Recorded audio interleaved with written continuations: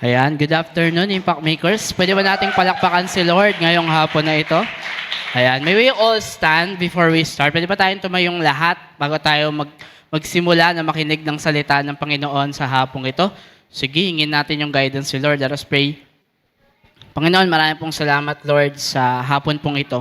Salamat, Lord, sa buhay ng bawat kabataang itong naririto, Panginoon. Na Lord, they are willing to listen, Panginoon, and learn from your word. We pray, Panginoon, that you teach us, Panginoon God, that you align us, Panginoon, with your will, and give us, Panginoon, the understanding that comes from the Holy Spirit so that we can comprehend your word, Lord, in this afternoon. We thank you, Lord. This is our prayer in Jesus' name. Amen. Palakpakan natin si Lord once again. Sige po, tayo ay makakaupo na. Sinong ready nang makinig ng salita ni Lord? What time is it? It's message time. What time is it? It's message time. Ayan, purihin ng Panginoon. So, welcome Impact Makers. By the way, I am Kuya Jason. I am one of the leaders here at our youth ministry at our church, no? Again, my name is Kuya Jason. Ayan, para sa mga hindi pa nakilala sa akin. Ayan, welcome po sa mga kasama natin ngayong araw. Alam niyo, nagagalak ang puso ko. May nakikita ako mga mukha na sobrang na-miss namin na matagal na nakita namin ngayong araw na ito. Pwede ba natin sila palakpakan? Ayan, meron tayong mga bagong friends na kasama.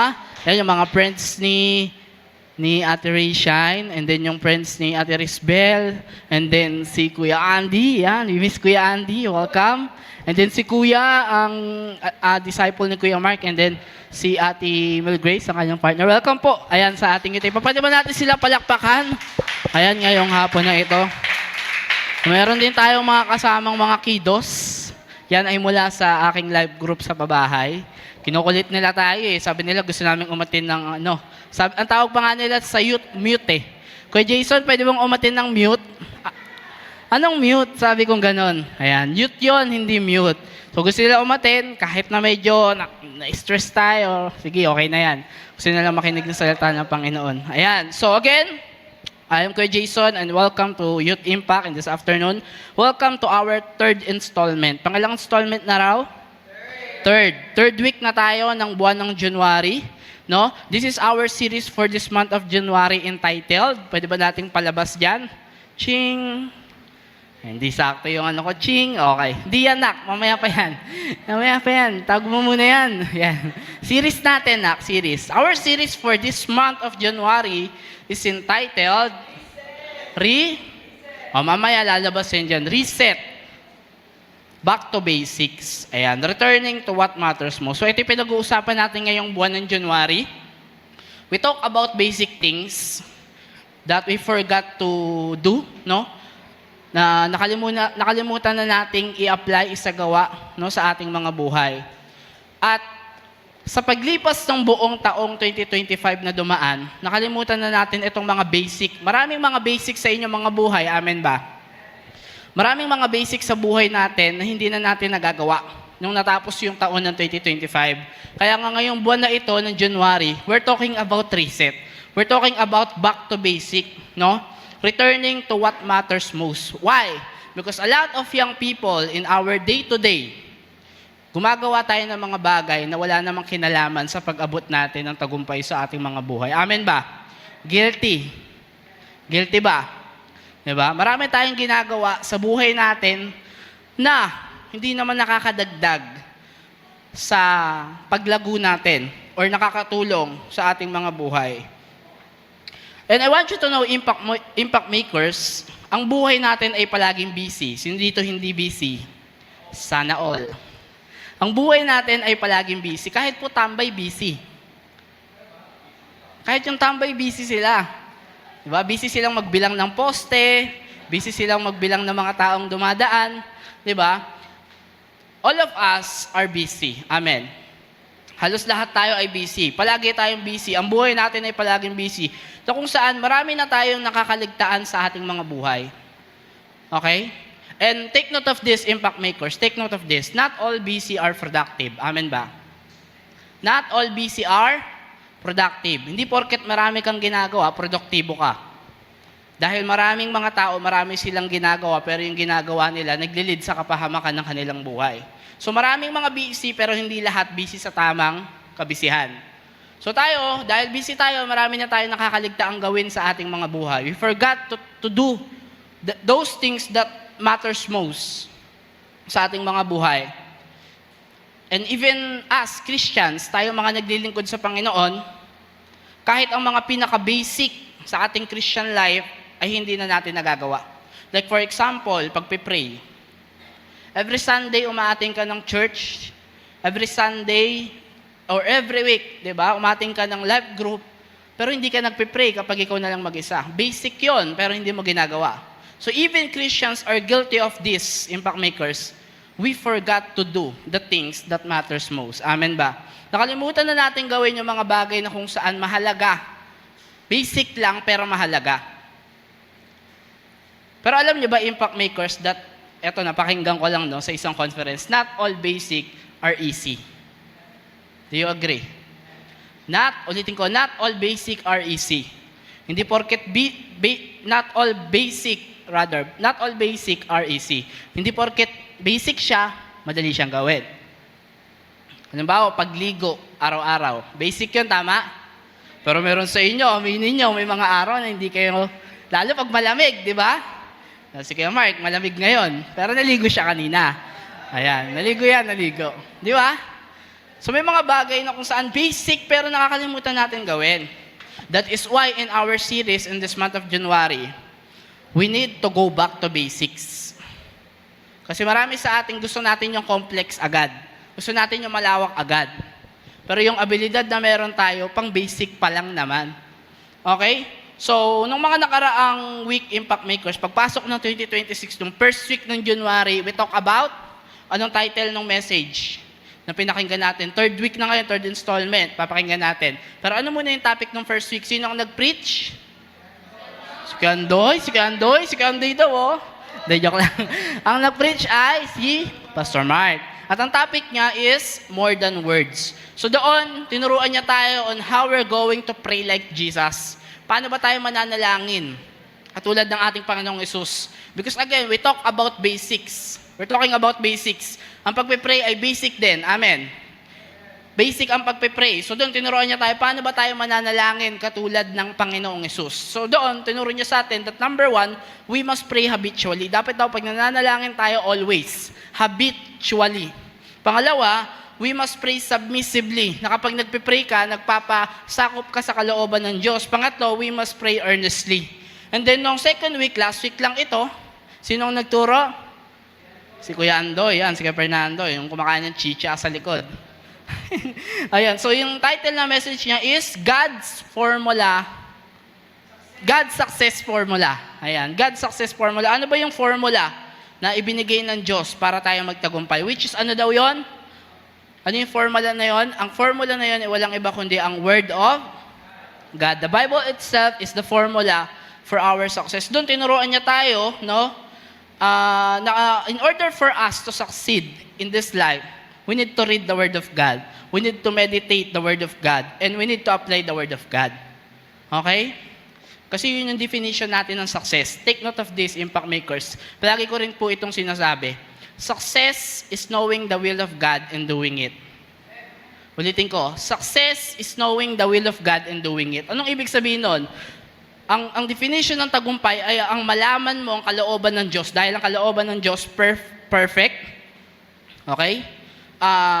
Walang kamalian ang kalooban ng Diyos at gagawin mo yon. So that is the definition of success sa ating mga Kristyano. So tapos na tayo dun sa dalawang topic. Nung first week, tinuruan tayo nito ng kahalagahan ng salita ng Panginoon. Basic, tama? Magbasa ng Bible. Pangalawa, last week lang tinuruan tayo nito kung paano tayo mananalangin. Mali pala, baliktad. Ayan. So, nung first week, tinuruan tayo ng kahalagahan ng salita ng Panginoon. Okay, ito yung formula ng success. Nung first week, tinuruan tayo kung paano tayo mananalangin. Katulad ng ating Panginoong Yesus. Basic yun, magbasa ng Bible, mag-pray. Bakit? Kasi last year, maniwala kayo sa hindi, marami sa atin, nung pagsapit ng December 2025, hindi ka na nagpe-pray. Hindi ka na nagbabasa ng Bible. That's why we talk about these things. Pray and Word of God. And then pangatlo, ngayong linggo na ito, ngayong araw na ito, ready na ba kayo malaman kung ano? Parang hindi naman, wag na kaya. Ready na kayo? Ayan, palakpakan nga natin si Lord sa mga ready na. Ayan, purihin ng Panginoon. Sino dito pagpasok pa lang ng taon, busy ka na? Di ba? Umpisa pa lang, level 1 pa lang, busy na tayo. Lalo pa kaya pag dumating ang mga susunod na buwan. Paano tayo mas magiging busy pa? Kaya nga ngayong January, pinag-uusapan natin, paano ba tayo magre-reset? Paano ba tayo babalik sa basic? Kasi nung pagpasok pa lang ng taon, a lot of us are already busy na. Ako, busy ako ngayon eh. Graduating student ako, 4th year college. Yun, no? Malapit na, guys. Woo! Ilang yapak na lang. Ayan. Si Kuya Jason, IT student ako. Pero alam niyo saan ako nag-OJT ngayon? IT ako, pero nag-OJT ako sa police station. Di ba? Anong gagawin ko doon? Mamamaril ako ng crossfire doon sa computer nila. De, joke lang. Biro lang. Ayan, meron tayong mga technical naman doon. So, ayan, busy. Busy ako. Ang dahil kong ginagawa. Asikaso ng requirements ng OJT. Tapos, nag-start na kami ng OJT. Tapos, ang dami. Basta ang dami. Pero makakatapos lang ng thesis namin, sobrang stress ako, syempre. Ikaw ba naman magbuhat ng, di joke lang. Biro lang. Kakatapos lang ng thesis namin, tapos OJT naman, nakaka-stress. Sobrang busy. Pero, thank you kay Lord for this series because it reminds us to pause. And then, kakatapos lang din po ng aming prayer and fasting. Ayan, mga nag-prayer and fasting, taas nyo naman yung mga kamay ninyo, yung palakpakan nyo naman yung mga sarili ninyo. Kakatapos na namin ng prayer and fasting nito nagdaang linggo. Isang linggo, we fast, we skip a meal, and then we pray together dito sa church every evening. Ayan. So, yung mga bagay na yun ay parte ng paghahanda natin sa taong ito. Because who knows what will happen next month? Who knows what will happen sa mga susunod na buwan? In the next 3 months, who knows what will happen? None of us know. Hindi natin alam kung ano mangyayari sa mga susunod na buwan. So balik tayo again this year. Marami sa atin pagpasok ng taon, nakahanda na yung New Year's resolution nila. This year, may mga bagay tayong gustong i-pursue. Ano yon?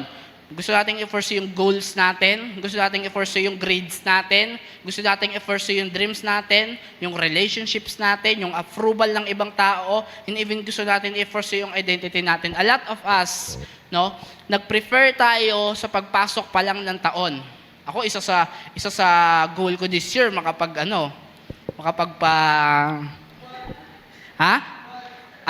six packs? You know, hindi, joke lang.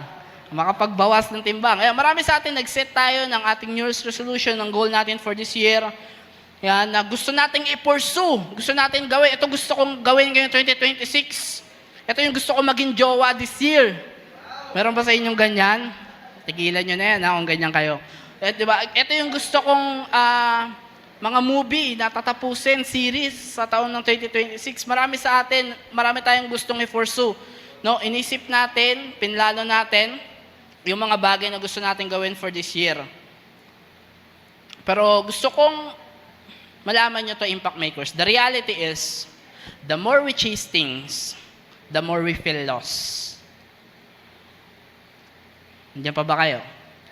The more we chase things, the more we feel lost. Isang bagay na tinuro sa akin ni Lord lately, kapag hinabol mo yung mga bagay na meron ng mundong to, para kang umahabol ng hangin. And same with us, the more we chase things, the more we feel lost. So sino sa inyo, marami kayong pinlano last year. January pa lang, 2025. I want this. I want to do this. I want to... Sinet mo. Pero nung dumating in December, wala ka man lang naabot. You feel lost. You feel empty. Na para bang dumaan ang isang buong taon and nothing happened. Wala man lang ako naabot sa goal ko. Hindi pa ba kayo? So, bakit ba ganon, Kuya Jason? Why the more we chase things, the more we feel lost? Why?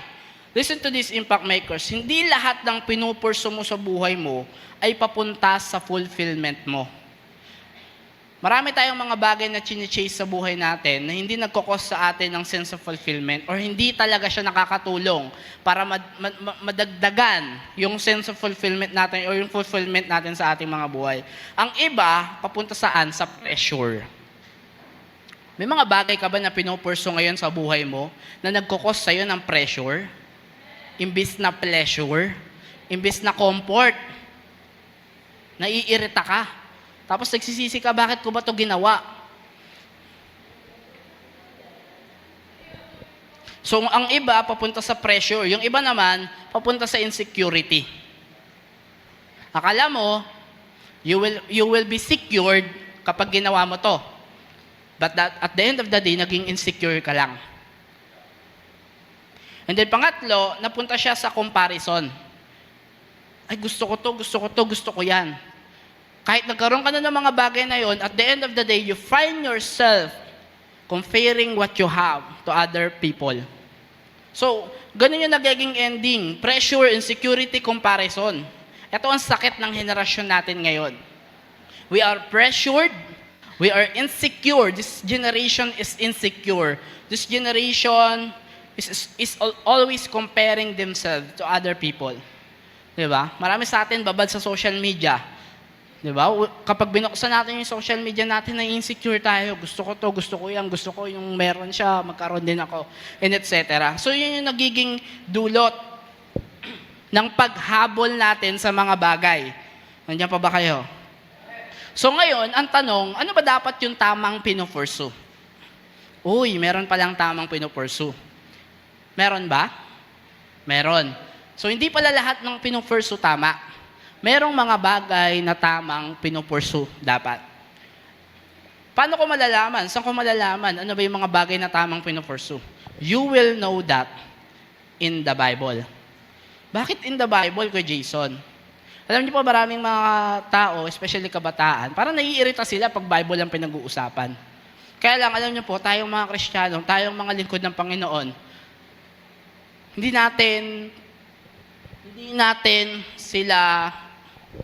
natin masisisi kung bakit ganun yung pananaw nila patungkol sa Bible, na parang bakit lagi ka na lang nagko-quote ng verse, bakit lagi na lang patungkol sa Bible yung pundasyon ng buhay mo.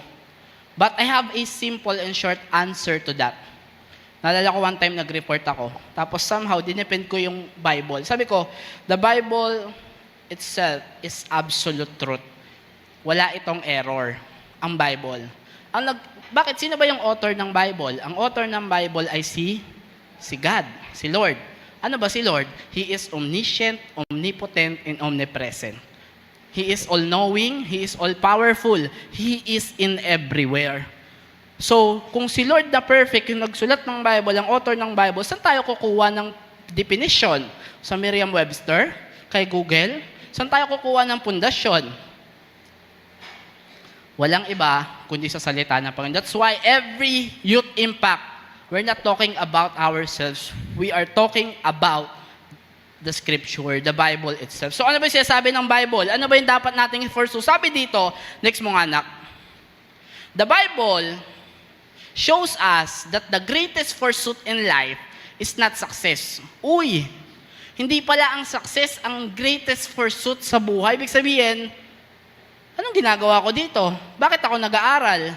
Bakit ako nagtatrabaho kung di naman pala tagumpay or success ang dapat pinupurso ko? Sabi diyan, the Bible shows us that the greatest pursuit in life is not success, not applause, approval ng iba, palakpak ng ibang mga tao, and not perfection, na walang makikitang mali ang ibang tao sa'yo. But the pursuit of this life is what? It's God Himself. So, anong ibig sabihin nung kay Jason? Mali kasi, alam nyo, tayong mga sumusunod sa Panginoon, sabi nga, di ba, counterflow tayo sa mundong ito. We are not conforming to the pattern of this world. Ang thinking natin sa lungat, sa tinuturo ng mundo. Ang tinuturo ng mundo, chase success, chase applause, chase approval of other people, chase perfection. But what what the Bible is teaching to each and every one of us, do not become Do not become a person who is after success. Do not be after success. Do not be after applause. Do not be after perfection. But be after God. Amen? Be after God. Kasi maraming mga matagumpay na tao, tatanungin mo sila, kamusta buhay? Hindi nila sasabihin sa inyong masaya. Sasabihin nila sa inyo malungkot. Diba? We know that because there is a man who live in this world na siya na yung pinaka-pogi sa lahat ng pogi. Siya na yung pinakamayaman sa lahat ng pinakamayaman. Siya na yung pinakamatalino sa lahat ng matalino. Totoo to nabuhay itong taong to.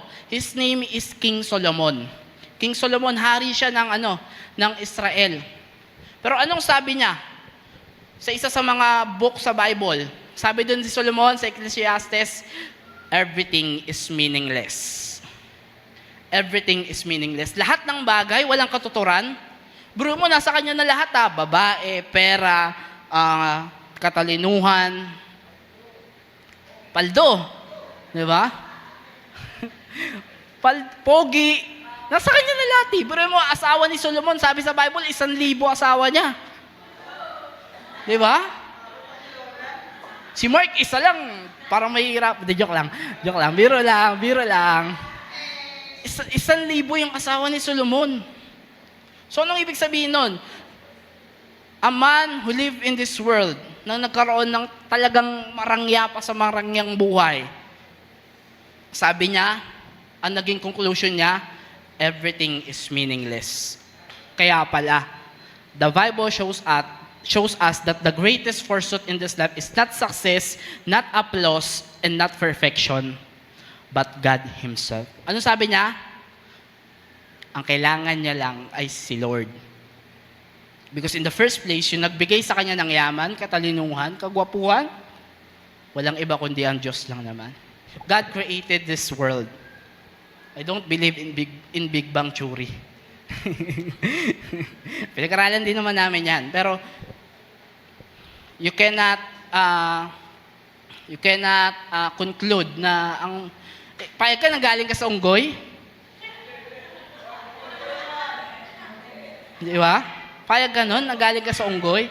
Sapiens daw, Homo sapiens. So we don't believe in that theory. We believe in God. Sinulat niya na yung Bible, Sinulat niya na yung salita ng Panginoon. Di ba? And His word is absolute truth. Ayan. So the Bible shows us that the greatest pursuit is God Himself. Pero question, alam mo ba na may tamang pamamaraan ng pagpursu kay Lord? So hindi sapat na nandito ka lang every week. Nasasabi mo, eto na, this is enough for me to pursue God. May tamang pagpursu kay Lord. Hindi basta ang pag-seek kay Lord. May tamang proseso sa pamamaraan ang paghahanap sa Diyos. That's why ito yung pag-aaralan natin ngayong araw na ito. So, let's dive in to our text ngayong hapon na ito from Jeremiah chapter 29 verse 12 to 14. Pwede bang paki-flash? Pero ayan. So, basahin natin yung sinasabi ng Bible. Ano ba dapat yung isik natin? Ano ba dapat yung i-pursue natin? Kung hindi ang success, perfection, at applause ang dapat i-pursue natin, ano ba dapat?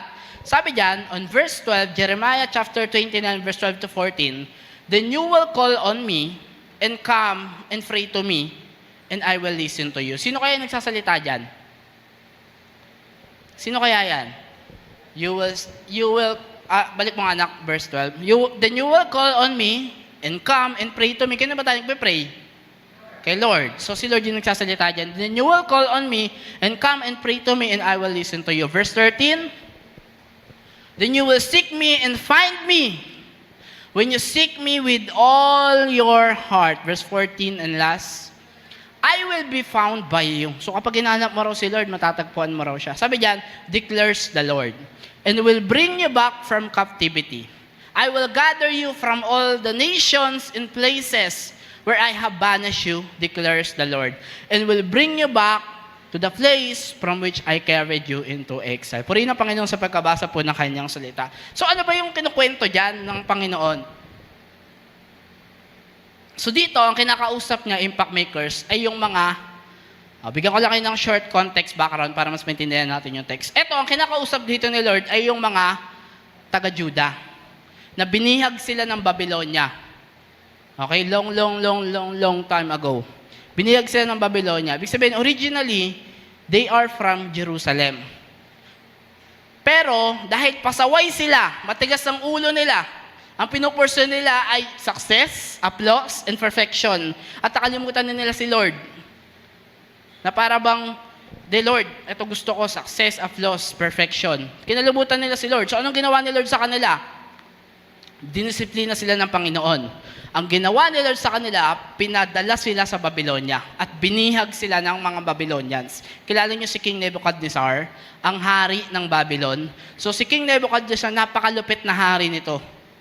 So ngayon, naghihirap yung mga taga-Juda. Kasi nasa lugar sila, nasa bansa sila na kung saan they are foreigners. Na kung saan, hirap sila. Kasi hindi sila taga doon, bihag sila kasi uso 'yun nung panahon ng sa Bible, yung digmaan, tapos mabibihag yung kalaban, tapos gagawin silang alipin, mga ganun, tawag doon captivity. So ngayon, they are being captive by the Babylonians. Sino ang nakabihag sa kanila? Ang mga taga-Babylonia. So dito, dahil binihag sila ng Babylonia, si Lord, kahit nagdidisiplina si Lord, nagmamahal din si Lord. So, ano ginawa ni Lord? Nagpadala siya ng words niya through Jeremiah. So, ngayon, pinadala ni Jeremiah sa kanila na nasa Babylon. Sabi diyan ni Lord through Jeremiah para ipasabi sa mga bihag ng Babylonia. Sabi diyan, yung binasa nating verse, "Then you will call on me, and come and pray to me, and I will listen to you. You will seek and find me when you seek me with all your heart." So on and so forth. So dadaanan natin to lahat mamaya. So dito makikita natin na ang pag-pursue sa success, pag-pursue sa applause ng tao, approval ng iba, at ang pag-pursue sa perfection in this life is nonsense when we don't pursue God. Kaya naman ngayong araw na ito, join me in our message entitled Pursue God. Ano daw yung title natin? Pursue God. Pag sinabi natin pursue, habulin, sundan, pursue God. Ipupursu natin si Lord. Okay? Because we are not after anything. We are after Him. So, tatlong bagay, impact makers. Paano ba natin ipupursu si Lord? How to seek God. How to seek the Lord properly. Tatlong bagay. Number 1, sabi doon in verse 13. Sabi doon ng Panginoon sa mga bihag ng Babylonia, "You will seek me and find me when you seek me with all your heart." Number 1, how to seek the Lord properly. Number 1, we need to seek the Lord exclusively. Sabihin nyo nga, exclusively. Pag sinabi natin exclusive, impact makers, what does it mean? It means hindi para sa lahat. Kasi exclusive lang. Pag sinabi nating inclusive, para sa lahat. Pag sinabi nating exclusive, hindi para sa lahat. So ngayon, ang sabi ng Bible sa atin, paano daw natin isisik ang Diyos ngayong 2026? Sa mga dadaan pang araw, panahon at buwan, how we're going to seek the Lord? We are going to seek Him exclusively. Anong ibig sabihin ng exclusively, Kuya Jason? Simple lang. Kasi sabi ko nga kanina, a lot of us are busy. Amen? We are busy. Bombarded tayo ng mga bagay dito sa mundo. Social media, pag-aaral, no? Gawaing bahay. Hindi naman masama. Kaya lang, yung mga bagay na yon ay nagiging dahilan para makalimutan natin si Lord. Just like what happened sa mga taga-Juda. So again, sila po ay nasa captivity ng mga panahon na ito at sila ay naghahangad ng freedom. Pero mo bihag sila ng kaaway. Tapos ang hangad nila ay freedom, praglaya. Sino sa inyo dito bihag ka? Sino dito sa inyo nakakulong ka?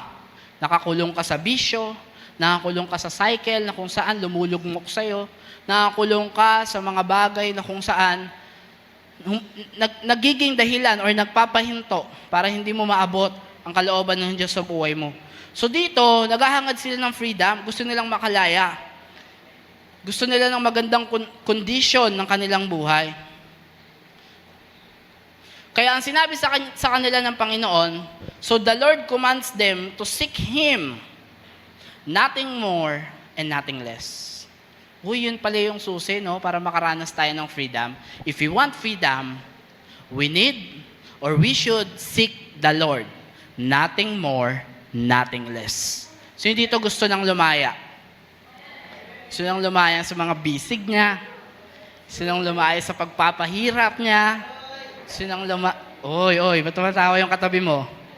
Diba? Marami sa atin, yun nga, sabi ko nga kanina, alipin tayo ng mundong ito. Na Lord, sabi mo, Lord, gusto ko lang lumaya sa broken family na ito.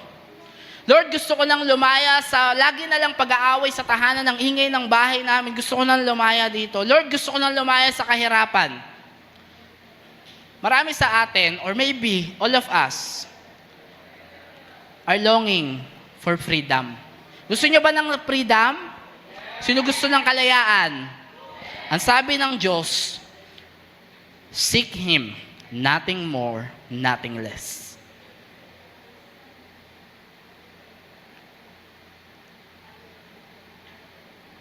Tandaan natin, impact makers, hindi ang ibang bagay ang makakapag-ayos sa'yo. Hindi ang ibang tao ang makakapagbigay sa'yo ng freedom. Hindi ako, hindi si pastor, hindi yung leader mo, hindi yung katabi mo, hindi maging ang sarili mo. No one can give you the real freedom that you are longing for. Only God, ang Diyos lang ang makakapag-ayos nito, makakapagbigay nito sa atin. So dito gusto niya ang taon niya maging matagumpay, magsabi ng amen. Gusto natin maging matagumpay. Sabi diyan, unahin mong hanapin ang Diyos na nagbibigay ng tagumpay. Kasi kapag pupasok tayo sa panibagong taon palagi, excited tayo. Pero after ng New Year, parang titignan mo January hanggang December, ano kaya mangyari? Para kang nakatingin sa blanco at hindi mo alam anong mga mangyayari sa mga susunod na panahon. Gusto mong maging secured ang future mo. Gusto mo maging secured ang taon mo na ito hanggang December 2026. Gusto mo ba? Ayaw mo? Eh di wag. Di joke lang. Gusto mo ba? Sabi doon, unahin mo si Lord. Ang hirap niya kausap Kung gusto mo ng matinding blessing, ng matinding breakthrough, ng answered prayer this year, gusto mong makaalpas na sa pinagdadaanan mo, I can't give you the answer, but God can. Kung gusto mo ng matinding blessing from the Lord, isik mo siya. This month, January, mag-prefer ka. Alam niyo po dito sa church, ang buwan ng January ang preparation month namin. Kung saan, ito yung buwan na kung saan nagpa-first fruit kami kay Lord. Lahat ng income ng buong January, wala na nga akong pera Lahat ng income ng buong January, first fruit namin. Ano yun, Tay Jason? Lahat talaga. Baon ko, hindi pala, ang first fruit ko pala ngayon, allowance ko. Lahat ng income sa allowance ko, ibibigay ko kay Lord. Buong January yun mabigat yun. Di ba? Taghirap na nga ako Di ba? Pero the Lord will provide. Ano pa? Prayer and fasting. Nagpa-fasting kami. Yun, yung ginawa namin nitong isang linggo. We pray for 1 week. We fast for 1 week. Isang linggo, hindi ako kumain, guys. Naniniwala ba kayo? Nagawa natin yun. Natapos naman. Amen. Ayun. So, we pray for this month. Ito yung preparation month natin. Kaya ito nga ang point We talk about reset. We talk about back to basic. Because this month, God wants to remind you that you need an alignment with Him. Kailangan mo ng exclusivity. Bakit exclusivity? Kasi marami ka ng bitbit. Marami nang nakaharang sa mga mata mo. Tapos si Lord, hindi na siya makita. So, kailangan mong magbawas. Kailangan mong mag-say no sa mga bagay na kung saan makakapaglayo sa iyo sa Panginoon. Alam niyo po, purihin ng Panginoon, nagpapasalamat ako kay Lord kasi malapit na tayong gumraduate. And still we're here. Ang daming dumating, ang daming sumagasa sa mata natin, mga opportunity na akala mo blessing, yung pala hindi. Mga offer, di ba? Maraming mga bagay na kung saan pinakita sa atin ng mundo. But thank God, kasi binigyan niya tayo ng alignment. Bakit? Because there is exclusivity. Maniwala kasi hindi. This year, You are not going to seek God kapag si Lord may kahati sa buhay mo. Kapag ngayong taon na ito, kasama mo yung jowa mo habang naglilingkod ka kay Lord, at your young age, maniwala ka hindi mo masisik si Lord properly. Kapag ngayong taon na ito, habang naglilingkod ka kay Lord, you have an addiction.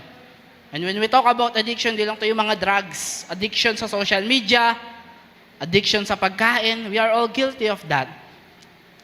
Maniwala ka, mahihirapan kang isik ang Panginoon. You know what? Anong word sa akin ni Lord nitong nagdaang prayer and fasting? God reminds me that I don't need motivation. I need an alignment with Him. That is the word of God. That is the word of God to me nitong nagdaang fasting natin. So kailangan natin ng exclusivity. Hindi pwedeng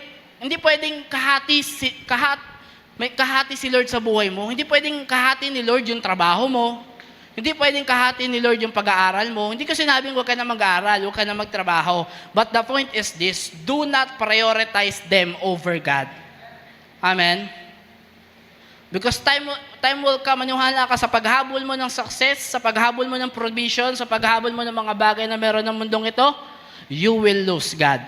And when you lose Him, maniwala ka sa akin, you will lose everything. Because He is everything. Amen? Maniwala ka, kung meron ka mang bibitawan, yung crush mo na lang. Uy, huwag niyo naman bulihin. Baka mamaya, patayin yung camera. Kung meron kang bibitawan, wag si Lord. Sabi mo sa katabi mo, wag si Lord. Siya na lang.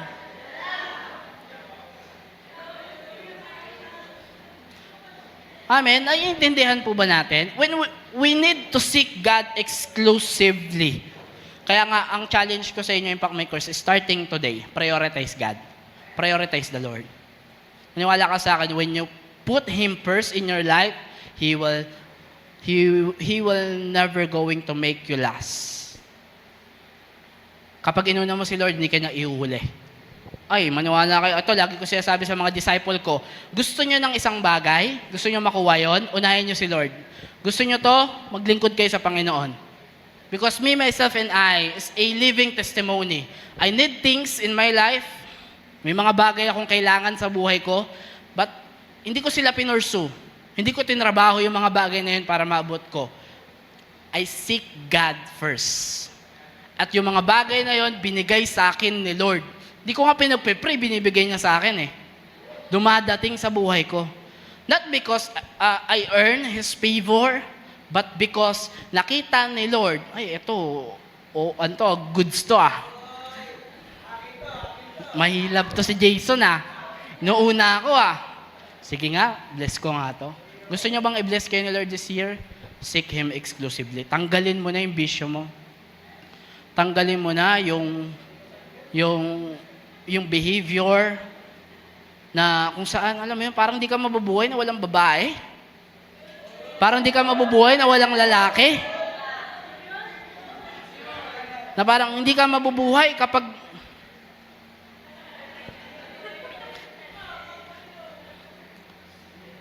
listen to me, Impact Makers. It's not bad to have things from this world. Halimbawa, meron kang cellphone. Diba? It's bad kapag masyado ka nalunod sa social media. Kapag, alam mo, pagising mo pa lang, ito na unang hinahanap mo. Diba? Si Kuya Mark kasi, pagising niya pa lang, nagbabasa agad siya ng Bible. Nagbabasa agad ng Bible. Hindi yun ganon. Iba yan eh. Iba yan. Perfect yan si Kuya Mark. It's not bad to have this. Example lang ah. It's not bad to have this. It's not bad to have social media. But you know what is bad? What bad is when this replace God in your life. When things of this world replace God in your life, that is the one that is bad. Yun na yung masama. Kapag na-replace si Lord ng trabaho mo, maniwala ka sa akin, mahihirapan ka. That's the time na magiging worse ang mga bagay-bagay. Biro mo, iniwan mo yung source mo sa lahat ng bagay kasi meron kang hinahabol. So seek the Lord exclusively. Exclusively. Magtanggal ka na habang bata ka pa. Habang kaya mo pa. Darating na si Lord, oh. Paano pag naabutan ka ni Lord? So let us seek Him exclusively. Pangalawa, sabi doon in verse 13, sabi diyan, you will seek me, next knock, you will seek me and find me when you seek me with all your heart. Pangalawa, how to seek the Lord properly? Number one, we need to seek Him exclusively, siya lang. Pangalawa, we need to seek the Lord earnestly. Sabihin nyo nga earnestly. Kapag sinabi nating earnestly, ito yung may karubdoban, merong kaseryosohan. Sabi nga dyan, no, when you seek me with all your heart. Ibig sabihin, hindi ka lang basta magsisik kay Lord. Isisik mo siya nakasama yung buong puso mo. Mahirap yun. It will cost you so many things for you to seek the Lord earnestly. Hindi pag sabing earnestly, yung karubdoban lang sa panalangin. No. Kapag sinabi natin earnestly, yung kahit may problema ka, naglilingkod ka kay Lord, yung kahit nahihirapan ka, naglilingkod ka sa Panginoon, sinisik mo siya, hindi ka nawawala sa youth impact, sa life group, hindi ka nawawala sa devotion mo. When we say earnestly, impact makers, it's all about seriousness. Seryosong commitment mo at pagbibigay mo ng buong puso mo sa Panginoon. Bakit daw marubdob ang paghahanap kay Lord? Seryosohan kasi ito. We are talking about God who create everything. Siya ang ating creator. So dapat seryoso tayo sa pagsik sa Kanya. Marami kasing mga tao may New Year's resolution, but the problem is, they don't have New Year's transformation. A lot of us, meron tayong New Year's resolution, pero marami din sa atin walang New Year's transformation. Walang kaseryosohan. Walang earnestly. Marami sa atin, nag-set na ng goal for this year. Alam niyo, ito, guilty ako dito eh. Since noong mga nakaraang taon pa nagsiset na ako ng goal, alam niyo yung SMART goal? Yung framework ng SMART goal. Yung S, specific, anong goal mo? Yung M, measurable. Ilan, or measurable. Ayan, ilan. And then A, attainable ba? Kaya ba? And then R, realistic ba? And then T, timeline. Nag-set ako noon. May goal ako for relationship, spiritual goal, material goal, financial goal, every goal. Meron akong goal. Pero alam nyo, nung nag-December, sabi ko, bakit ganon? May nahit ako, pero hindi lahat. And then, alam mo, parang nangusap sa akin si Lord, alam mo bakit hindi mo nahit yung goal mo? Wala kasing kaseryosohan. At marami sa atin ganyan. May year's resolution ka, pero hindi ka seryoso. Sabi mo, sa January, magda-diet na ako. Magda-diet na ako sa January. Ako, yan, sinabi ko yan this year. Pero nagagawa naman natin. Pero, what happened is, dahil walang kaseryosohan, hindi natin nagagawa. So, ganun din kay Lord. If we want to seek the Lord, kailangan merong kaseryosohan, merong earnestly, na hindi ka lang basta umaattend ng church kasi may pagkain. Hindi ka lang umaattend ng church kasi feel good. Hindi ka lang umaattend ng church kasi nandun si crush. Hindi ka lang umaattend ng church kasi gusto mong makaiwas lang sa bahay, sa gulo ng bahay. Kundi umaattend ka ng church kahit may problema, may pinagdadaanan ka, kahit nahihirapan ka na sa bahay, sa school, kahit nag-i-struggle ka spiritually, umaattend ka pa rin, no? Sa life group, nandun ka pa din, hindi ka nawawala. Bakit? Merong earnestly. Kung yung crush mo, nilaro mo, si Lord hindi mo pwedeng laruin. Amen? Kung ikaw nilaro ka, si Lord hindi pwedeng laruin. We need to seek the Lord earnestly. Kaya nga yung mga kuya ate nyo dyan, na volunteer natin dito sa church, alam nyo, pwede natin silang palakpakan. Ayan. Alam nyo, very good sila. Kasi marami na silang pinagdaanan. Nasaktan, nahihirapan, nag-struggle, may struggle sila sa labas, personal. Pero nandito pa rin sila naglilingkod sa Panginoon. Why? Because they seek the Lord earnestly. Tanong ko sa inyo, sino dito gusto mo ng success this year? Sino dito gusto mo ng freedom this year? Sino dito gusto mo ng breakthrough this year? You need to seek the Lord earnestly. Diba? Nagdidiman tayo ng breakthrough. Pero hindi naman natin sinuseryoso yung nagbibigay ng breakthrough sa buhay natin, which is ang ating Panginoon. So we need to seek God. At kapag sinabing heart, sabi kasi dyan, when you seek me with all your heart. Kapag sinabing heart, buong sarili mo. Di ba ganyan kapag nagmahal? Buong sarili mo. Kasi with all your heart bibigay ko ang buwan, ibababa ko sa'yo. Sige nga, tingin kita, baba mo nga. Di ba? Seryoso tayo. Di ba? Because of infatuation, lunod tayo ng ng emotions and feelings natin. So kapag sinabing heart, buong sarili mo, buong pagkatao mo, buong ikaw, take note of this, Impact Makers, gusto ni Lord na hanapin mo siya ng buong puso. Bakit buong puso, Kuya Jason? Kasi alam ni Lord kapag siya ang number 1 sa puso mo at alam niya kung hindi.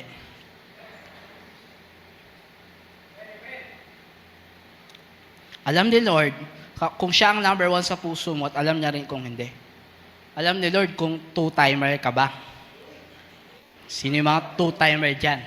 Magbago na kayo. Di, joke lang. Alam ni Lord kung siya ang number 1 sa puso mo. Si Lord nagpapalaya. Amen. Si Lord nagpapalaya. Amen. Si Lord nag-aayos ng buhay. Amen. Si Lord nagbibigay ng tagumpay. Amen. Bakit hindi mo siya seseryosohin?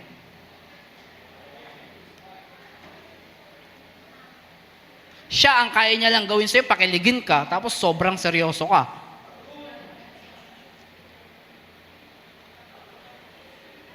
Kahit, sige, ako nagagastos sa date natin. Ako na bahala sa lahat. Magkano ba yung bill? Tapos dudukot sa inipon niyang baon. Bigay ni mama. Why? Bakit kaya ganun, no? Tayo mga tao, we are willing to give everything when it comes to love.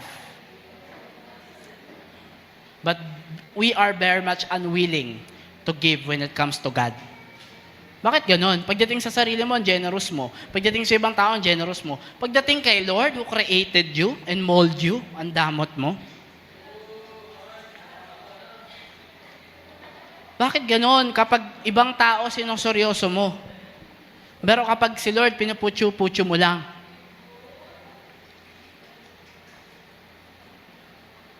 We need to seek Him. Seek the Lord earnestly. Dapat meron ka seryosohan. Huwag ka papayag na first and last atin mo na to today. Seryosuhin mo si Lord. Kasi si Lord, seryoso siya sa'yo. Maniwala ka sa akin, hindi ka seryosohin ng tao, pero si Lord, seryosohin ka. Yung katabi mo, minsan loko-loko. Si Lord, hindi. Never kanyang lolokohin. Di ba ganyan tayo mga tao, naghahanap tayo, sino kaya hindi yung taong hindi ako lolokohin? Sino kaya yung taong maghihil ng trauma ko? Tapos, here comes the Lord. But what happened? You ignore the Lord. Naghahanap tayo ng kukumpleto sa atin. Saan tayo naghahanap? Sa tao, sa bagay. Pero kay Lord mo matatagpuan yung mga bagay na yon. Seek the Lord earnestly. Kailangan merong determination at kailangan merong commitment. Bakit kailangan ng commitment? Bakit with all your heart ang sabi diyan? Kasi masasaktan ka eh. Kasi mahihirapan ka. At walang ipinangako si Lord na madali ang mga bagay na ito. Kaya kailangan mo ng commitment. Maniwala kayo sa akin, to serve God, hindi madali ang maglingkod sa Panginoon. Bro mo, sharean mo ng gospel. Hi bro, pwede ka bang mabahagi na ng good news? Pasta ko dyan, bro. Ganun lang sasabihin sa'yo. Ay, ayoko sa'yo. Ano ko eh. Banal ka. Baka masunog ako. Di ba? So, kailangan ng commitment kasi hindi madaling maglingkod kay Lord. Sa ating mga Kristiyano, akala ng mga tao sa atin, baliw. Totoo yun. Alam niyo, yung first time pagdating ko dito, hindi pa ako nakakilala kay Lord. First time kong umaten. Parang ako yata yung baliw. Yung first time pagdating ko kasi dito, suot ko short, tapos damit, pambahay lang, tapos lahat nakapostura. Sabi ko, ay sa. Good sa. Lahat sila nakapostura. Ang ganda ng pananamit nila, mga naka-formal. So ako nandun sa gilid, mukhang kulangot. Dati yun, ikaw naman. Doon ako sa gilid. Tapos nung nagpa-praise and worship na nagkakantaan, sabi ko, la, ba't nagtataas ng kamay itong mga to? Baliw ba sila? Bakit merong nakapikit, tapos gumaganon? And you know what? Nung sineryoso ko si Lord, doon ko sila naintindihan. And I am willing to bow down in front of you for God just to show my seriousness sa ating Panginoon. So, what is my point, Impact Makers? We need to seek the Lord earnestly. Maniwala ka, kapag sinik mo si Lord, time will come, maiintindihan mo kung bakit kami nagtataas ng kamay. Kasi uumapaw yung pag-ibig ng Diyos at kabutihan niya sa puso namin. So, kung gusto mo maranasan yon, you want to experience the same experience that we experience, seek the Lord earnestly. Seek Him with all your heart. Huwag half-hearted. Kasi kapag half-hearted ka, maniwala ka, huwag ka na tumuloy. So, dito nag-enroll ka, tapos half-hearted ka. And you find yourself, malapit na matapos yung semester, and then, nung nagbigay ng grade, nagapak ka. Bakit? Kasi nag-aral ka, half-hearted ka. We need to seek the Lord earnestly. Gusto mong magtagumpay ngayong taon na ito? Gusto mong maka-align sa kalooban ng Diyos ngayong taon na ito? Seek Him with all your heart. Ibibigay mo na lang din yung puso mo doon na sa mag-iingat nito. Huwag mo nang ibigay yan kung kani-kanino. Kasi susugatan lang yan, sasaktan lang yan, paduduguin lang yan. Ibigay mo yung puso mo sa tamang mag-handle nito. At walang iba kundi sa Panginoon. Pangatlo and lastly, nandiyan pa ba tayo? Are we learning? Are we learning? So pangatlo and last na to. Okay, mag-alala. Sabihin, tagal naman ni Kuya Jason. Number 3 and last, sabi doon in verse 14, ito sabi ni Lord sa kanila, ang ganda ng tugon ni Lord, ang ganda ng sinabi ng Panginoon dito. Sabi diyan, kasi sabi kanina sa verse 12 and 13, seek me with all your heart, hanapin niyo ako, gato ganyan. Tapos sabi ni Lord sa verse 14, and I will be found by you. Uy, may assurance, may kasiguraduhan, na kapag hinanap mo daw si Lord, matatagpuan mo siya. So dito, nung magtatahi ka ng short mo, kasi nabutas, di mo mahanap yung karayom. Di mo mahanap yung sinulid. Di ba nakaka-prostrate? Ganyan tayo dito sa buhay natin sa mundo. We chase things, we find things, we pursue things, but what happened? Hindi natin makita. Hindi natin makita yung mag-fulfill sa puso natin, sa void, sa heart natin. Hindi natin makita yung magbibigay ng fulfillment sa atin, and we find ourselves lost. Kasi walang assurance. But you know what? Ito maganda kay Lord, mayroong assurance. When you seek me with all your heart, ano sabi sa next verse? I will be found by you. Si Lord lang ang nagsabi na kapag hinanap mo siya, makikita mo. Hindi siya katulad ng tropa mo. O dito tayo magkikita magja-jogging tayo. Mag-meet tayo sa ganitong lugar. Ganitong oras. Pagpunta mo ng ganitong oras, doon sa lugar na yun, wala siya. Tapos nag-chat sa'yo, OTW. Diba? Filipino time, diba? So si Lord may assurance. Meron kasiguraduhan ng Panginoon. And I will be found by you. Next natin, sabi diyan, declares the Lord. Dineclare the Lord, sabi ng ganun, and will bring you back from captivity. Nasaan sila? Nasa captivity. Sabi ni Lord, mahanap nyo ako, and at the same time, and will bring you back from captivity. Ibabalik ko kayo mula sa pagkakaalipin. Ibig sabihin, bibigyan ko kayo ng freedom, palalayain ko kayo, and I will gather you from all the nations. Kasi nagkalat na sila Disiplina sila ni Lord And places where I have banished you. Banish Pinabayaan sila ni Lord Makulit kasi sila Sabi diyan, declares the Lord and will bring you back, reset, to the place from which I carried you onto exile. So pangatlo and lastly, una, seek the Lord exclusively. Pangalawa, seek the Lord earnestly. Pangatlo and last, seek the Lord expectantly. Sabihin nyo nga expectantly. So eto na, nag-effort ka. You did your thing. You did your part. Hinanap mo si Lord. What happens next is, kailangan mag-expect ka raw sa Panginoon. Ito ang maganda. Kapag ang tao, sinik mo, pinurso mo, maniwala ka walang kasiguraduhan.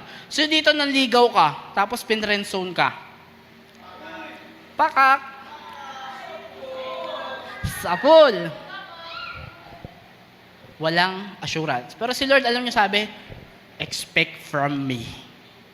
Sabi ng Diyos. And I will be found by you. So dapat impact makers, kapag sinik mo si Lord, may expectation ka. Huwag kang magsisimula nang wala kang ine-expect. Kapag naglingkod ka kay Lord, kapag sinisik mo ang Diyos, mag-expect ka sa Diyos. Kapag hinahanap mo ang Panginoon, for sure matatagpuan mo siya. May matinding blessing sa mga taong nag-expect sa Panginoon. Kailangan may expectation. Kapag sa tao ka nag-expect, you can be disappointed. Amen? Pwede kang ma-disappoint. Pwede kang hindi mapagbigyan. Pwedeng hindi matugon ang nais mo. Sinasadya man nila o hindi nila sinasadya. They can disappoint you. But you know what? We can expect from the Lord. Lord, nag-expect ako, babaguhin mo yung buhay ko pag sumunod ako sa'yo. Lord, nag-expect ako, ipoprovide mo yung pangangailangan namin sa kahirapan, Lord, pag naglingkod ako sa'yo. Lord, nag-expect ako, kapag naglingkod ako sa'yo, sinurrender ko yung buhay ko, sinuko ko yung buhay ko sa'yo, Lord, aayusin mo yung broken family that I have. Lord, kapag naglingkod ako sa'yo, sinuko ko yung buhay ko sa'yo, nag-commit ako sa'yo, sinik kita, Lord. Papagraduatein mo ako sa pag-aaral ko. Lord, kapag sinik kita, Lord, hindi na mangyayari sa akin yung sumpa na meron ng pamilya ko. Lagi nag-aasawa ng maaga, nagkakaroon ng pamilya, tapos nahihirapan yung anak nila because nagpamilya sila ng maaga. Lord, kapag sinik kita, this is what I am expecting. You can be confident, impact makers. Kapag sinik mo si Lord, you can expect from Him na kaya niya at ibibigay niya yung mga bagay na dinidesire ng puso mo na naka-align sa kalooban niya. So, kailangan merong expectation. Kasi nag-execute na eh. Nag-execute ka na. You did your part. You seek God earnestly. Marubdob ka. Lingkod ako sa iyo, Lord. Sige, every Sunday ba to? Maglilingkod ako sa iyo. Mag-share ako ng gospel mo. Sige, gawin natin. Mag-ministry ako. Okay, Lord. Magdi-devotion ako. Magpe-pray ako araw-araw. Sige, Lord. And you seek God exclusively. Binawasan mo yung mga distraction, yung mga nagbibigay sa iyo ng sarap, ng pleasure, inalis mo para makasunod mo si Lord, masik mo si Lord. Sige, Lord, gagawin ko to. Pangatlo, sabi doon, expect the Lord. Seek the Lord expectantly. Nag-execute ka na eh. Nag-earnestly ka na. Nag-exclusively ka na. Pangatlo, expectantly. Why? Remember this, impact makers. Successful execution must involve expectation. Kapag nakapaglingkod ka kay Lord, ginawa mo yung best mo to seek Him earnestly, hindi man perfect.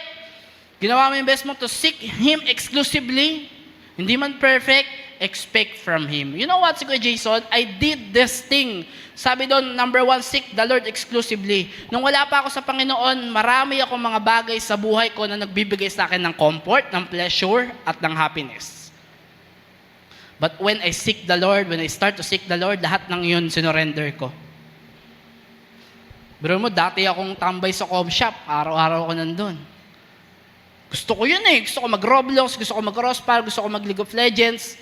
Gusto ko makapag-trash-tukan sa mga kalaban ko kahit ako yung mahina. Diba? Tangkin ng tubig ka, oh. Oy, oy.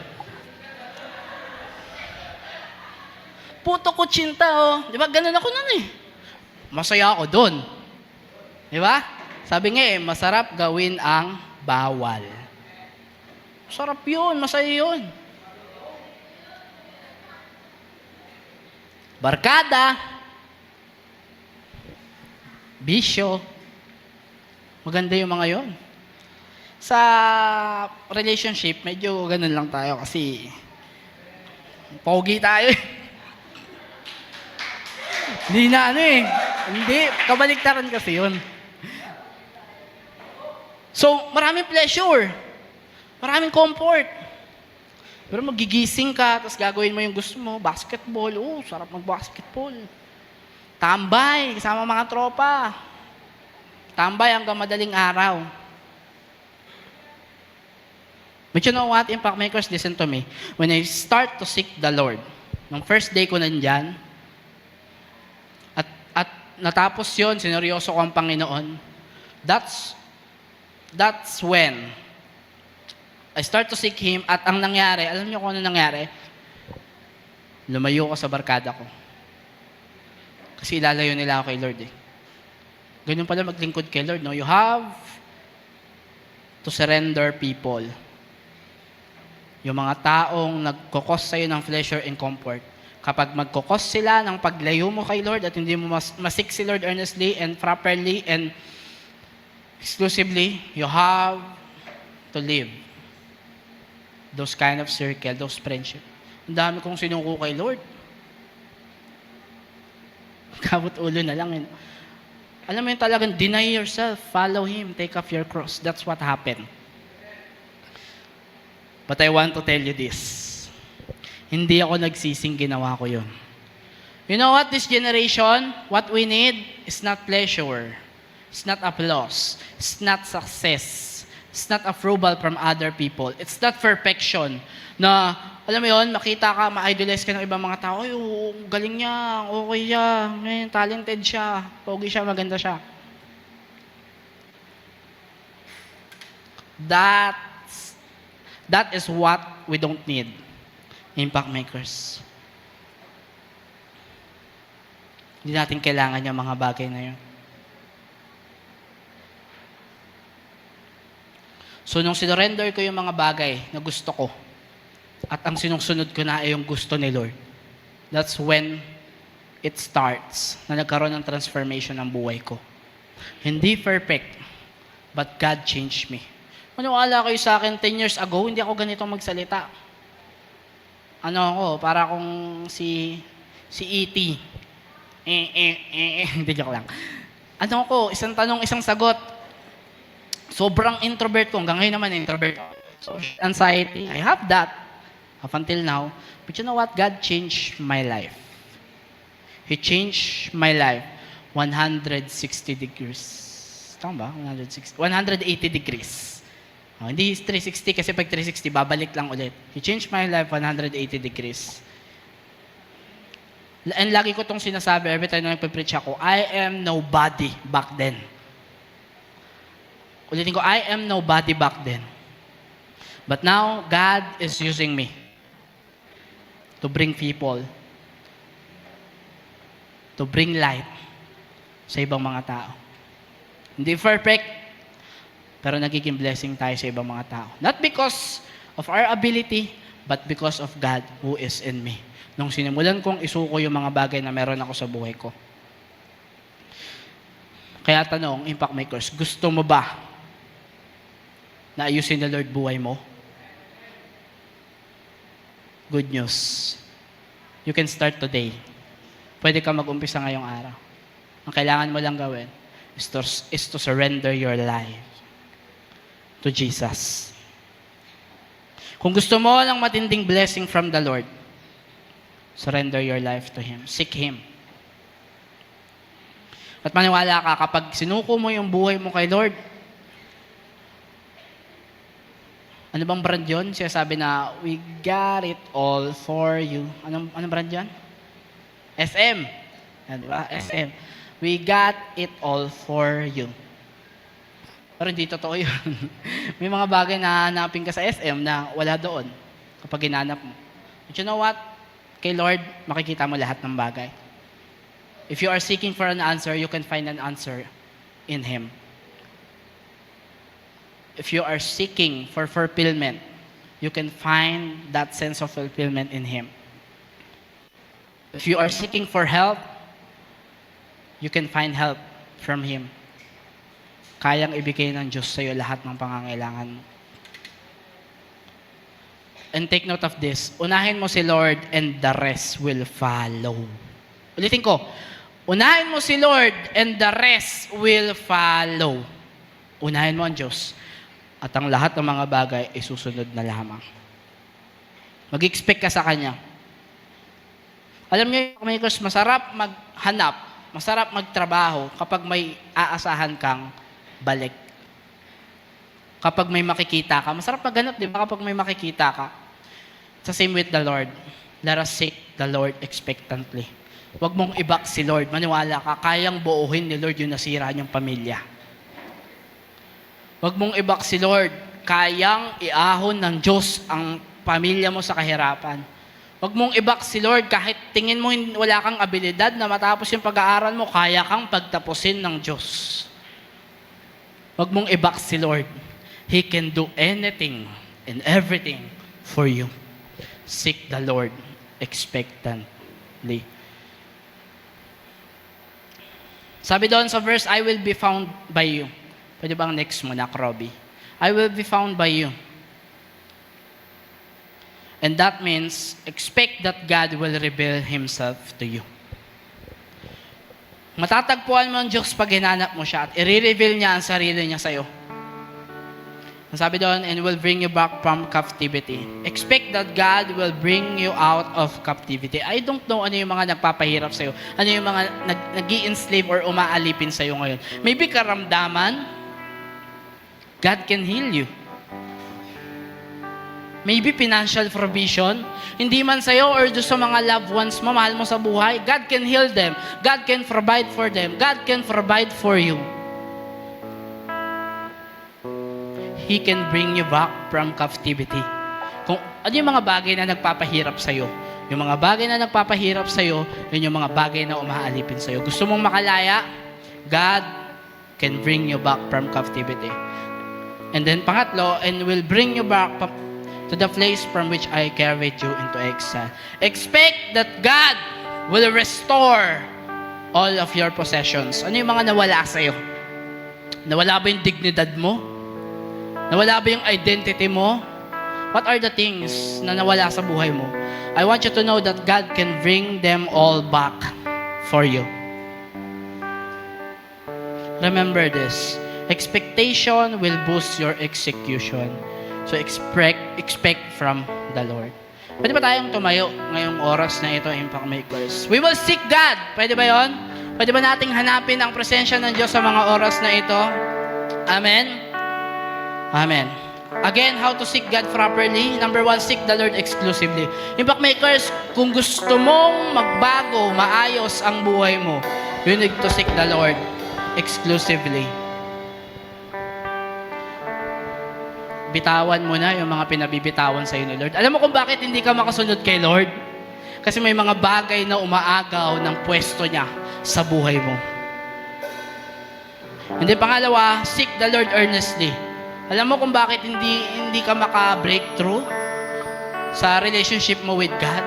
Alam mo yun, parang aandap, babalik yung relationship mo, iinit, tapos lalamig. Bakit? Kasi walang earnestly. Walang seriousness. And then pangatlo, seek the Lord expectantly. Alam mo, marami sa atin, binabox natin si Lord. Ay Lord, di mo na kayang ayusin to, gulo-gulo na ng pamilya ko. Broken family kami, yung nanay ko, may asawa na, yung tatay ko, may asawa na. Kaya mo pa ba to? Impact Makers, seek the Lord expectantly. He can do anything and everything just for you. Kaya niyang gawin ang lahat. And I want you to know this. God, if you seek God, kapag hinanap mo ang Diyos, God will reveal Himself to you. Pangalawa, if you seek God, God will deliver you out of captivity. Addiction, toxic mind, and etc. And pangatlo, when you seek God, God will restore what was lost. Kayang i-restore ng Diyos lahat ng nawala sa buhay mo. Impact Makers, I want you to close your eyes sa mga oras na ito. Pwede ba nating ipikit yung ating mga mata? Kapatid, marami na akong sinabi dito. We need to seek God. Yun yung kailangan nating gawin sa taong ito. Bago pa matapos, kung malahati ang taon na ito, unahin mo na si Lord. Unahin mo na ang Panginoon. And if there is someone, kung meron man dito, hindi mo pa sinusuko yung buhay mo sa Panginoon. Kung meron man dito, gusto mong isuko yung buhay mo kay Lord because you want to experience His favor in your life. You want to experience freedom. you want to experience success, you want to experience breakthrough in your life, if you want to seek God, if you want to be free today, tanggapin mo tong libreng regalo na ibibigay ko sa iyo. And that is the gift of salvation. Tanggapin mo si Jesus. Sa mga oras na ito, listen to me, Impact Makers, papasukin mo siya sa buhay mo. Papasukin mo siya sa puso mo. At habang nakapikit ka, kung gusto mong papasukin ng Diyos sa buhay mo, if you want to seek Him, kung gusto mong isurrender yung buhay mo sa Kanya, sundan mo tong panalangin of surrendering. Panalangin ng acceptance sa Diyos. Sundan mo tong panalangin na to if you are this person. Panginoong Hesus. Again, Panginoong Hesus. Panginoong Jesus, Maraming salamat po maraming salamat po sa walang hanggang buhay sa walang hanggang buhay na regalo mo sa akin. na regalo mo sa akin. Sa mga oras pong ito, Sa mga oras po ito, sinusuko ko po sinusuko ko po ang aking buhay sa iyo. sa iyo. Hinihingi ko po ng kapatawaran Ang kapatawaran, ang lahat ng aking nagawang kasalanan. lahat ng aking nagawang kasalanan. Patawarin mo po ako. Patawarin mo po ako. Tinatanggap po kita Tinatanggap po kita bilang aking sariling Diyos bilang aking sariling Diyos at tagapagligtas at tagapagligtas sa mga oras na ito. sa mga oras. Sinusuko ko po Sinusuko ko po ang buong buhay ko ang buong buhay sa inyong mga kamay. sa iyo. Isulat mo po Sulat mo po ang pangalan ko ang pangalan sa aklat ng buhay. sa aklat ng buhay. At simula ngayong araw na ito, At simula sa araw, ikaw na po ikaw na po ang maghari ang maghari sa aking buhay. sa aming buhay. Sa pangalan ni Jesus. Sa pangalan ni Jesus. Amen and amen. Kapatid, congratulations. Because you just accept God. You just surrender your life by following this prayer of acceptance. Congratulations. Nagbubunyi ngayon ang langit, ang lahat ng anghel sa kalangitan. Masaya ang Diyos dahil muli kang bumalik. Humingi ng kapatawaran, isunuko mo ang iyong buhay sa Kanya. Masaya ang Diyos at niyayakap ka niya ngayon.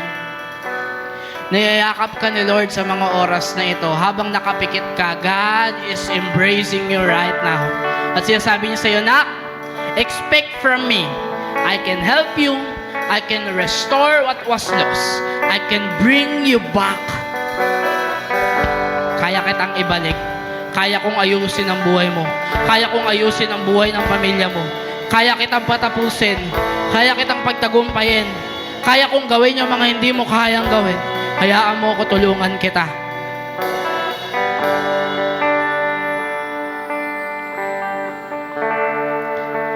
Kapatid, alam mo ba? Ito yung pinaka-importanting desisyon na ginawa mo sa buong buhay mo. Ang isuko mo ang buhay mo sa ating Panginoong Yesus. Come on, sa mga oras na ito, habang nakapikit ka at nakayuko, ikaw at ang Panginoon sa mga oras na ito. Kausapin mo si Lord. Mag-expect ka mula sa Kanya. Sabihin mo kay Lord, kung gusto mong magsumbong kay Lord ng mga pinagdadaanan mo, magsumbong ka sa Panginoon. Katulong mo na siya, kakampi mo na siya, at kasama mo na siya sa mga oras na ito. Ikaw at ang Panginoon, bibigyan kita ng 2 minuto. Kausapin mo si Lord, ikaw at ang ating Panginoon. Seek God right now. Hallelujah.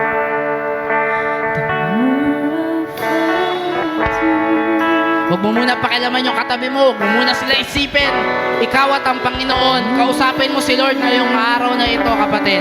Huwag kang mahiya. Pwede kang lumapit kay Lord just as you are. You can come to Him just as you are. Kung sino ka, maging totoo ka sa Kanya. Lapit ka kay Lord. Kausapin mo ang Panginoon sa mga oras na ito. Hingi ka ng tulong sa Diyos.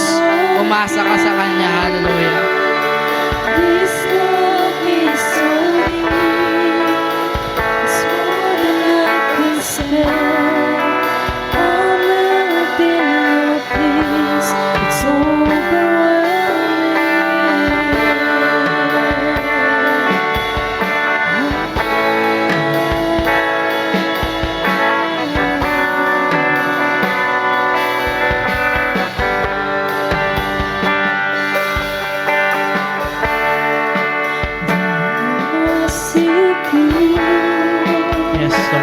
Hallelujah. The more I find you,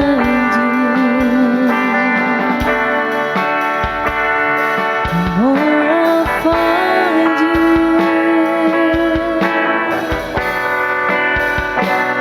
the more I love you. Come on, kapatid, kausapin mo si Lord. Nasa harap mo si Lord sa mga oras na ito. Nakikinig si Lord sa mga sumbong mo. Nakikinig si Lord sa lahat ng daing mo. Talk to Him right now.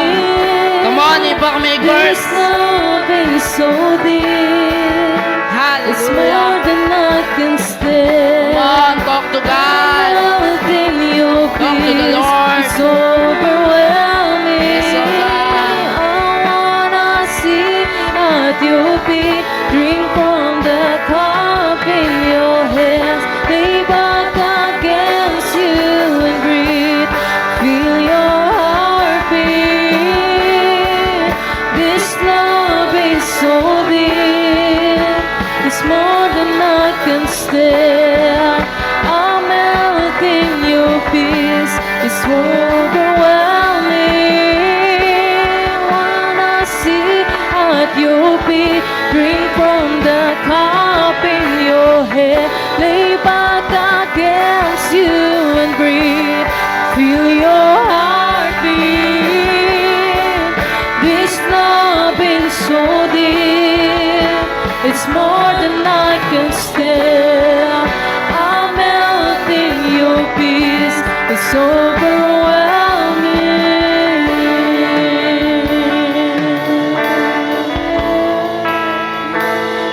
It's overwhelming.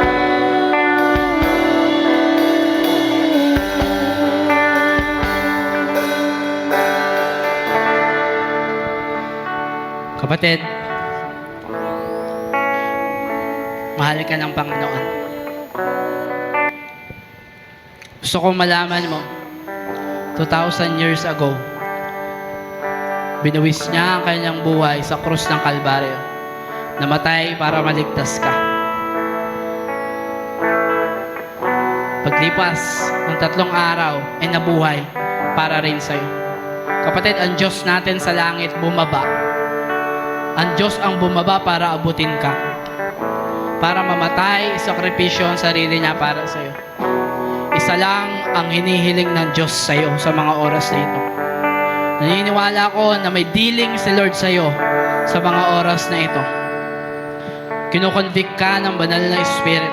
May dealing si Lord sa'yo, kinakausap ka ng Panginoon. Isa lang ang gustong iparating ng Diyos sa'yo. Gustong sabihin sa'yo ni Lord, namatay ako para mabuhay ka. Kaya mabuhay ka na nasa loob ng presensya ko. Nagsakripisyo ako para makalaya ka. Kaya lumaya ka mula sa pagkakaalipin ng mundong ito. Huwag mong hayaan na ang mga bagay, ang mga tao sa paligid mo ay maglimita sa iyo para hindi mo maranasan ang Diyos. Namatay si Lord para mabuhay ka. Huwag mong sayangin yung buhay na ibinigay ng Diyos sa iyo sa mga walang kwenta, na mukhang may kwenta na mayroon ng mundong ito. Kapatid, genuine happiness, you can find that genuine happiness only in the presence of God. Pwede kang sumaya ng pansamantala sa labas, sa ibang tao, pero maglalaho yun. Pero yung galak, yung saya na meron ka na nakuha sa Diyos, maglalas yun forever. Kahit nahihirapan ka, masaya ka pa din. Nagagalak pa rin ang puso mo dahil yung saya na yun ay galing sa source of happiness. Walang iba kundi ang ating Panginoon. Nadinig ni Lord yung prayer mo. At umasa ka, natutugunin niya yung panalangin mo. Hindi ko alam ano yung dealing mo kay Lord. Ano yung sinabi mo kay Lord ngayong hapon na yun. Maybe sinabi mo, Lord, ngayong sinuko ko yung buhay ko sa iyo, Lord, patunayan mo na kaya mo akong baguhin. Or maybe, andilin mo kay Lord, Lord, sinuko ko yung buhay ko sa iyo, Panginoon, para patunayan mo, i-reveal mo yung sarili mo sa akin. Kapatid, I want you to know this. He will do that. Gagawin ng Panginoon ito sa iyong buhay. Tayo manalangin. Panginoon, maraming pong salamat, Lord, sa buhay ng mga kabataang ito. Salamat, Lord, sa salita mo na aming na-receive ngayong taon na ito, Panginoon. Dalangin namin, Panginoon, na baunin namin ito sa aming mga puso at isipan, Panginoon. At hindi ito manakaw ng kaaway, Lord God, sa aming mga buhay. Lord, this year, we will be victorious. This year, we will have freedom in your presence. This year, we will experience breakthrough after breakthrough, Lord God, because of you. We receive that, Lord. We receive that. Impact Makers, bago tayo tuluyang magtapos, can you please repeat after me? Pwede mo ba akong sundan? Repeat after me sa mga declaration na ito at angkinin mo itong sayo at sayo lamang. Sundan niyo po ako.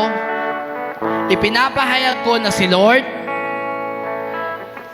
Ipinapahayag ko na si Lord Pinapahayag ko na si ang priority ko ngayong taon. priority ko ngayong taon. Iuuna ko ang paghahanap sa Diyos Una ko ang paghahanap sa bago ang anumang bagay. bago ang pangalawang Itutuon ko ang aking atensyon tuturo ko sa salita at kalooban ng Panginoon. salita at Ibibigay ko ang aking buong commitment sa pagsunod sa Diyos. sa pagsunod sa Diyos. Ako ay magiging determinado Ako ay magiging at hindi lang basta interesado sa pagsunod sa Panginoon. sa pagsunod sa Panginoon. Gagampanan ko ang aking pananampalataya Nagampanan ko ang aking pananampalataya kahit may hirap o sakripisyo. kahit may hirap o sakripisyo. Naniniwala ako na ibabalik ni Lord ang lahat ng nawala sa akin. Idinideklara ko ang aking paglaya mula sa anumang pagkaalipin. Handa na ako makatagpo at maranasan ang kapangyarihan ng Diyos simula sa araw na ito. Panginoon, we receive all of this declaration, Lord God. Lord, words have power, Panginoon. And allow us, Panginoon, to perform all of this declaration in our lives this year as we seek you, Panginoon, Lord God. We thank you for your word. We thank you for your presence in this afternoon. Tunay kang Diyos na tapat. Tunay kang Diyos na dakila. Mabuti ka at mapagmahal, mapagpatawad, Panginoon, Lord God. Lord, marami kang pasensya, hindi mo kami sinusukuan, Panginoon. Salamat, Lord, sa pasensya mo. Kaya naman, Impact Makers, bago tayo tuluyang magtapos, can we receive this declaration, this blessing from the book of Numbers? At every time na i-declare ito, just receive it and it will be yours. Kaya naman, Impact Makers, victorious people of God, may the Lord bless you and take care of you. May the Lord be kind and gracious to you. May the Lord look on you with favor and give you peace. Lord, we receive all of this blessing in the mighty name of Jesus. Everybody shout aloud, Amen and Amen. Palakpakan natin ang Panginoon. Hallelujah. God bless you, Impact Makers. Jesus loves you.